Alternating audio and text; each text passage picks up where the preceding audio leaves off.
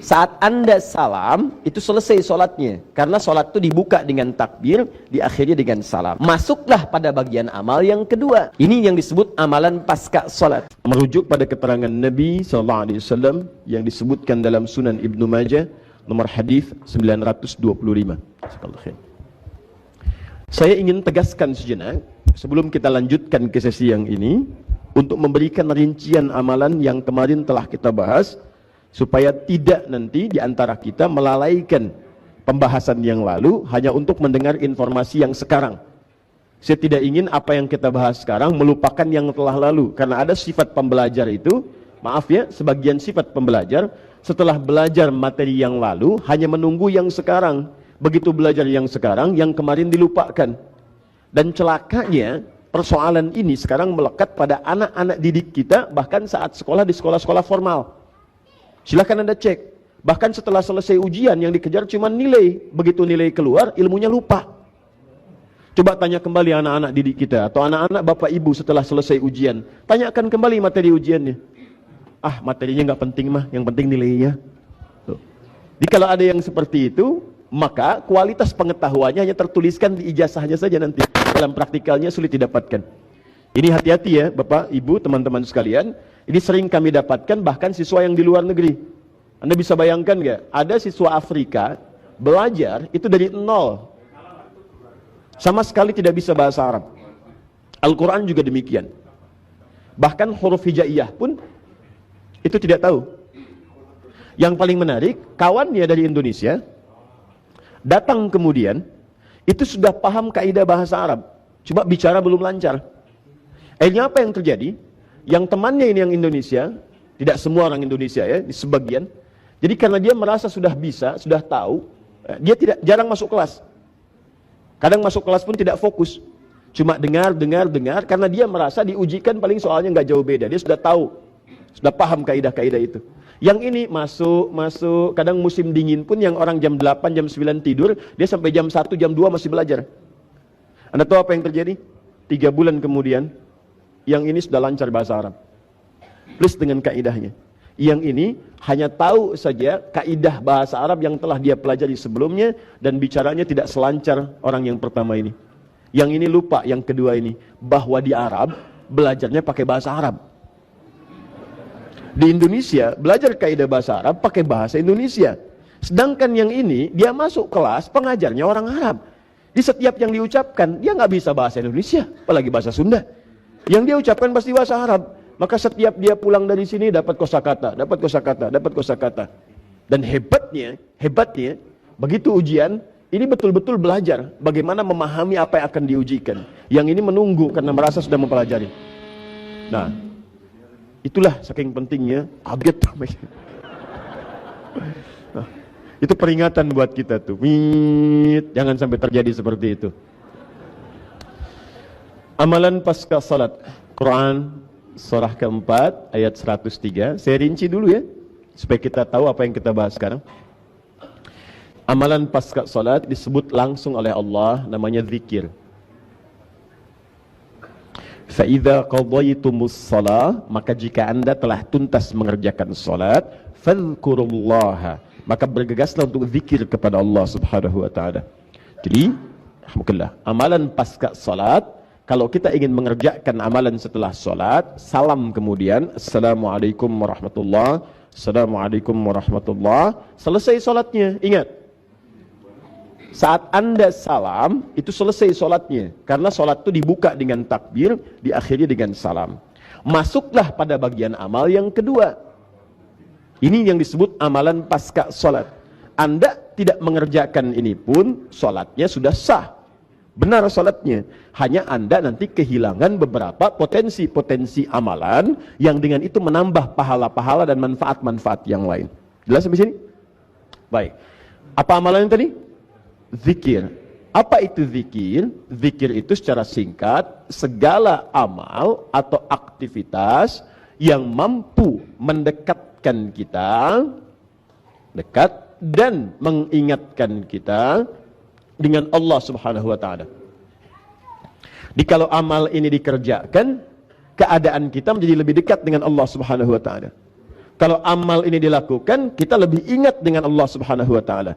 Jadi kalau ada yang zikir, keadaannya tidak lebih dekat dengan Allah, pasti ada yang salah zikirnya. Kalau ada yang zikir, kemudian maaf amalan itu tidak mengingatkan dia dengan Allah, pasti ada yang keliru zikirnya. Karena zikir itu ketika disyariatkan oleh Allah, tujuan utamanya membuat orang ingat dengan Allah. Tahu dari mana Ustadz dalilnya? Buka Quran kemudian, surah kedua Al-Baqarah ayat 152, paling kanan sebelah bawah. Fadhkuruni, maka berzikirlah kalian kepada saya, ingat kepada saya. Azkurukum, maka aku pun akan ingat kepada kalian. Jadi kalau orang-orang ingat dengan Allah, maka Allah pun akan mengingatnya. Ini buktinya mustahil Allah ingat kepada kita kalau kita tidak ingat dengan Allah. Ada kedekatan diri kita dengan Allah Subhanahu wa taala. Paham? Baik. Jadi ini poinnya. Awas, saya ingin evaluasi setiap amalan kita pasca sholat ketika kita berzikir kepada Allah. Nanti kita lihat sejauh mana itu bisa mendekatkan diri kita dengan Allah Subhanahu wa taala. Apa amalan-amalan itu diantaranya? 1, bacaan istighfar, sudah kita bahas. Ya, ditambah dengan doa Allahumma antas salam, di plus di hadisnya, kan? Ya Allahumma antas salam wa minkas salam tabarakta ya dzal jalali wal ikram, sudah saya bahas. Coba praktekkan lagi ya. Sedikit kita evaluasi. Istighfar itu artinya minta ampun. Astagfirullah, ya Allah ampuni saya. Jadi orang yang benar istighfarnya, saat dia istighfar bukan cuma di lisan, astagfirullah, astagfirullah, astagfirullah. Tapi bagaimana istighfar itu mengingatkan dia dengan Allah. Bagaimana caranya? Istighfar artinya minta ampun. Orang minta ampun sadar akan dosa. Karena itu ketika Anda istighfar sambil merasakan dosa apa yang Anda perbuat sampai Anda beristighfar pada saat itu. Punya dosa apa? Pada orang tua, pada pasangan hidup, pada anak, pada tetangga, pada macam-macam istighfar. Jadi begitu selesai istighfar, keadaan Anda dekat dengan Allah. Makanya orang yang rajin istighfar, salah satu anugerah yang Allah berikan kepadanya adalah ampunan dari dosa-dosa. Selain mendapatkan cinta Allah Subhanahu wa taala. Dalilnya telah saya terangkan. Dan kalau sudah dicintai, apapun yang dia inginkan akan diberikan oleh Allah sepanjang itu menjadi kebutuhan dunia akhiratnya. Dalilnya sudah saya sampaikan. Kemudian setelah ini, sudah istighfar, Allahumma antas salam, sudah selesai. Ada bacaan, kemudian zikir la ilaha illallah, wahdahu la syarikalah, lahul mulku wal hamdu wa huwa ala kulli syai'in qadir. Ya, ini sudah kita bahas. Awas, hati-hati. Setelah itu, ada bacaan apa? Baik bacaan ayat-ayat Quran pilihan, ada ayat kursi, ada al-ikhlas, ada al-falaq, ada an-nas. Kemudian ada bacaan ayat Al-Quran. Sebelumnya kemudian kita telah bahas juga ada 3 bacaan utama yang subhanallah, alhamdulillah, kemudian Allahu Akbar. 3 bacaan utama. Saya sudah terangkan. Ini untuk mengurutkan saja. Subhanallah, alhamdulillah, kemudian Allahu Akbar.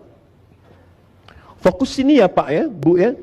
Saya tidak mengajarkan untuk sekedar bacaan yang Anda bacakan. Kalau cuma demikian, Anda cukup lihat YouTube atau buka buku, Anda temukan. Yang saya ajarkan bagaimana cara bacanya. Apa itu subhanallah, apa itu alhamdulillah, apa itu Allahu Akbar, bagaimana cara mengamalkannya. Jadi begitu Anda lakukan, keadaan Anda setelah baca ini lebih dekat dengan Allah, itu ukurannya. Bukan cuma di lisan. Masih ingat keterangan saya tempo lalu? Orang yang baca subhanallah, subhanallah itu artinya menepikan segala hal yang tidak terkait dengan sifat dan keagungan Allah Subhanahu wa taala. Jadi kalau sudah subhanallah, Allah tidak akan disekutukan dengan apa-apa lagi. Sedang nonton, Allahu Akbar, TV ditinggalkan. Ada pekerjaan, Allahu Akbar, pekerjaan bisa ditunda, bukan yang sifatnya mendesak. Maka Anda tunda dulu, tunaikan sholat. Itu yang disebut dengan subhanallah. Ya, maaf, alhamdulillah, semua yang kita kerjakan bermanfaat. Pakaian bermanfaat, ya, kendaraan bermanfaat, rizki bermanfaat, tidak korupsi, tidak mencuri. Jadi kalau tiap hari Anda ucapkan alhamdulillah, alhamdulillah, tapi korupsi juga, mencuri juga, menipu juga, berselisih juga, pasti ada yang salah di situ. Pasti ada yang salah. Apalagi maaf ya, maaf sudah menipu, mencuri. Ya begitu kemudian ditanya, ayo bawa tasbih, subhanallah, subhanallah, pakai peci, mulai pakai kerudung gitu kan. Nah, pasti ada yang salah. Nah, kalau ini sudah selesai, termasuk nanti bacaan ayat kursi. Nah, apa ciri keberhasilan orang yang zikir dengan bacaan-bacaan ini dengan termasuk ayat kursi? Maka kemudian dia akan dijaga oleh Allah dari pengaruh-pengaruh setan. Pertemuan lalu saya terangkan, ada setan masjid, setan rumah, setan macam-macam. Jadi kalau Anda benar zikirnya, Anda sudah punya benteng dengan setan. Makanya Allah turunkan surat benteng, surat perisai, surah ke-15 Al-Hijr. Inti surah Al-Hijr itu kan ada intinya di ayat ke-40. Ya, ketika iblis mengatakan kepada Allah, "Ya Allah, aku akan goda semua hamba-hambamu, aku akan palingkan darimu. Bahkan nanti di Al-A'raf itu aku akan goda dari depan, dari belakang, kanan, kiri. Cuma ada satu golongan yang sulit aku goda." Ya, bukan nggak digoda, dia mau goda, cuman nggak bisa. Seakan-akan ada perisai di sekitarannya. Siapa orang ini? Illa ibadaka minhumul mukhlasin. Yaitu orang-orang yang punya sifat mukhlas. Orang mukhlas berjuang untuk mukhlas. Perjuangannya disebut dengan mukhlis. Sifatnya disebut dengan ikhlas. Maka turun surah Al-Ikhlas. Qul huwallahu ahad. Menepikan dari iblis. Qul a'udzu birabbil falaq. Qul a'udzu birabbin nas. Puncaknya kemudian ayat kursi. Jadi kalau orang mengamalkan ayat-ayat ini dengan perilaku yang disebutkan dalam ayatnya, kerjakan ini, jauhi ini, maka Allah akan bentengi dia dari setan. Begitu setan akan menggoda, nggak tembus. Bukan nggak digoda, karena setiap orang hidup nggak akan lepas dari godaan setan. Cuman dia paham, begitu mau sholat muncul godaan, tunda dulu sebentar, toh belum qomat, tunda, maaf ya, saya mau sholat. Itu nggak ngaruh tuh. Jadi seakan-akan nggak ada pengaruh ke jiwanya itu. Jalan aja lewat. Malam tahajud dia nggak peduli. Mau Juventus lawan Inter Milan, mau skornya 1-0, terserah. Saya nggak peduli, saya mau sholat gitu. Jadi jalan aja, nyantai, lewat dan seterusnya. Nah itu kalau Anda sudah seperti itu, maka ada penjagaan Allah yang diberikan kepada Anda. Itu dijaga sampai dengan kembali pada Allah Subhanahu wa taala. Nah sekarang amalan selanjutnya, ini yang belum kita ambil, jadi ini sudah. Maksud saya, sampai hari ini kita membahas amalan-amalan itu, 4-5 amalan, apa yang sudah memberikan pengaruh pada jiwa kita, sebagai indikator keberhasilan pelajaran kita pada pertemuan yang lalu. Apakah sekarang sudah semakin dekat dengan Allah, semakin mensyukuri harta yang Allah titipkan kepada kita, apakah sampai hari ini sudah bisa melawan godaan-godaan setan untuk mengarahkan pada keburukan? Kalau itu sudah kita dapatkan sampai hari ini, minimal perjuangan kita ada, ini menunjukkan ada pengaruh-pengaruh dari apa yang kita pelajari untuk membuat diri kita lebih baik. Tapi kalau sampai hari ini misalnya tidak ada perubahan, berarti ada dua kemungkinan. Kemungkinan pertama, saya tidak baik dalam mengajar. Kemungkinan yang kedua, Anda tidak sungguh-sungguh untuk merubah diri lebih baik. Karena itu bertakwalah kepada Allah Subhanahu wa taala, karena kita tidak tahu kapan kita akan wafat. Kalau Anda masih datang ke sini, artinya Allah masih memberi kesempatan kita untuk jadi lebih baik sebelum wafat.